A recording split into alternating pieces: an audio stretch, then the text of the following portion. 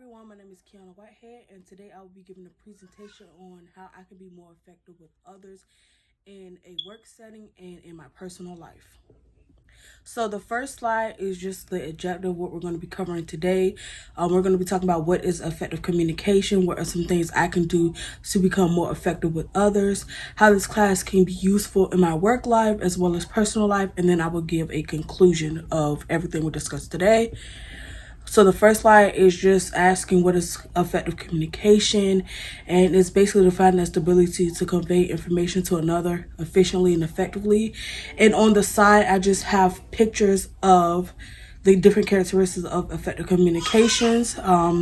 Clear message, correct message, complete message, being precise, reliable, considerate of the recipient, and actually receiving that feedback from the other person you're communicating with.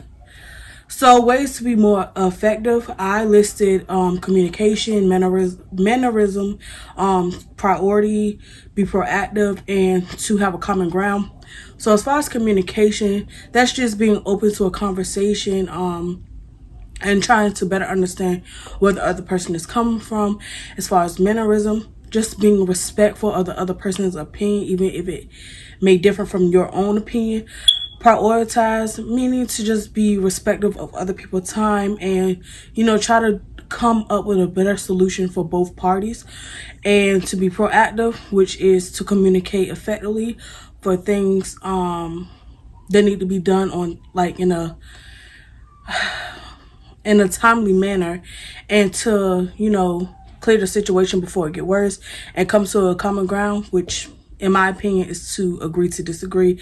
And you don't always have to be right. It's okay to be wrong in certain situations and understand the opposite person's opinions and beliefs. So the picture that I decided to put, which is, one person is, throwing out opinions, throwing out ideas, and then the other person is receiving the feedback. The next slide is how you can use sociology in the work life. So me personally, sociology helped me engage effectively and efficiently with my coworkers as well as patients. It helped me better understand my patient and the needs of my patient. It helped me make better choices, not just in the work profession, but also in my life. It's helped me be more proactive in the workplace. It gives me a different perspective of life. And just understanding the background of sociology, it really makes me enjoy what I do. And it gives me some type of understanding of where everyone is coming from. The next slide is how sociology can be useful in my personal life. I just want to touch on the picture on the right side. Let's say you are a parent, the sick child, you're a student, and it all kind of points to your decisions. So I feel like any decision you make affects the outcome of your life. So I put a few points sociology is used in my personal life, and I use the knowledge of this class to help me make the right decisions. It helps me be proactive when dealing with hard situations. It helps me stay focused in school. It helps me be a better me, the best person I can be. It helps me be more stable as a mother, caregiver, spouse, friend, you name it. Sociology is the key to life, and that's just what I strongly believe. And what we discussed throughout the class, we discussed issues on society.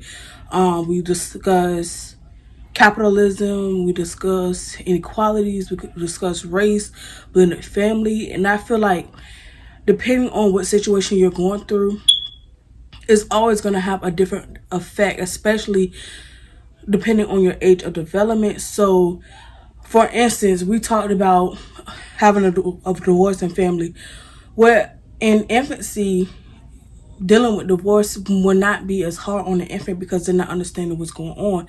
As far as if you're in maybe like teenage age, maybe young child, young adult, that may have a more of an effect on you because you understand what's going on in life, and it could question who you are as a person, and it can question whether or not your parents love you, and it makes you just question life in general. As far as race, Some social groups experience racism. Some groups are, I would say, more powerful than other or superior than the other.